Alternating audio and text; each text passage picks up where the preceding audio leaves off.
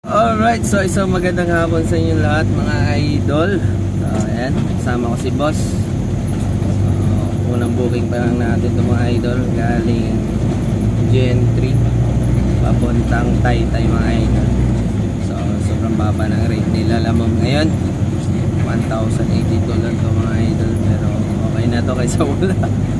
Nagtsagaan na natin ito mga idol, kasi sarili naman natin sasakyan. So wala naman tayong inuulugan monthly, kaya pwede na itong pagtsagaan mga tropa. So ito mga idol, may nagtanong naman sa atin ngayon mga followers natin or viewers na kung ano yung magandang category ngayon o ano magandang sasakyan na ipasok kay Lalamove mga idol. So sa ngayon mga idol, ang pinakamaganda ngayon mga idol is 300 kg tsaka 800 kg mga idol. Yan yung mga malakas ngayon kay Lalamove idol. Tsaka 600. Kasi simula nung pumasok yung ganyang kategory kay Lalamove mga idol is biglang bumagsak yung booking sa 1,000 kg. Kasi yung iba nagbubook na sa 800 kg, 600 kg. Dati kasi walang ganyan mga idol, kaya lahat pasok sa 1,000 kg mga idol. Kaya sobrang daming booking talaga. Pero ngayon is napakahina ng booking, tapos ang baba pa ng rate mga idol. Kaya kung papasok kayo kay Lalamove, huwag na kayo kumuha ng 1,000 kg kasi baka magsisi lang kayo. Baka kahit pang monthly nyo is hirap pa kayo kunin mga idol. So ang kunin nyo na lang kung magpapasok kayo kay Lalamove is 300 kg, 600 kg, tsaka 800 kg. Yung 800 kg mga idol is pick up.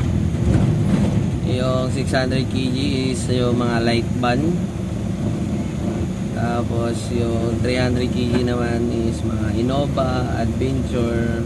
So ganun mga idol. Yun yung mga malakas yung booking ngayon kay Lalamove mga idol. Pero pag 1,000 kg is talaga napakatumal ngayon mga idol. Kung hindi ko lang sarili to sasakyan mga idol, baka sinuli ko na rin to kung nagma-monthly ako. So marami na rin ngayon yung nagpapasalo na mga kumuha ng sasakyan, tapos hirap kumuha ng pang monthly. Hindi naman pwedeng puro pang monthly lang yung kunin mo mga idol. Kailangan mo rin ng income, kailangan mo rin kumita. So kung puro ka lang pang monthly mga idol, ano yung bubuhay mo sa pamilya mo?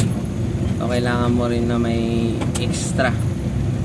So yun lang mga idol, so konting tips para sa mga nagbabalak dyan na kumuha ng sasakyan para ipasok kay Lalamove. So yun lang yung gagawin nyo mga idol.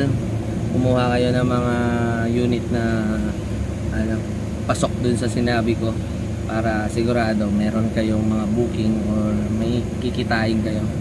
Pero depende pa rin mga idol, kasi meron din ako mga nakakausap na naka 300 kg is sobrang tumal at sobrang baba mga idol. Isipin mo, galing ka ng Taguig papuntang Parañaque, yung mga rate niya is 300 lang, 200 plus. Tapos bawawasan pa ni Lalamove yun. So magkano na lang matira sa'yo mga idol, tapos na traffic ka pa. Aray mo, pakak. Wala ka nang kikitain mga idol. Pero mas maganda pagpasok mo yung sasakyan mo kay Lalamove, sarili mo na, wala ka nang inuulugang monthly. Kung kukuha ka lang din ng sasakyan para ipasok kay Lalamove tapos magre-resign ka, so wag mo nang ituloy mga idol. Baka masira lang yung buhay mo.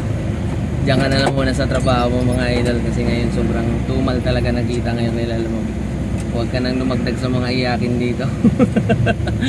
So yan lang mga idol, sana makatulong sa inyo.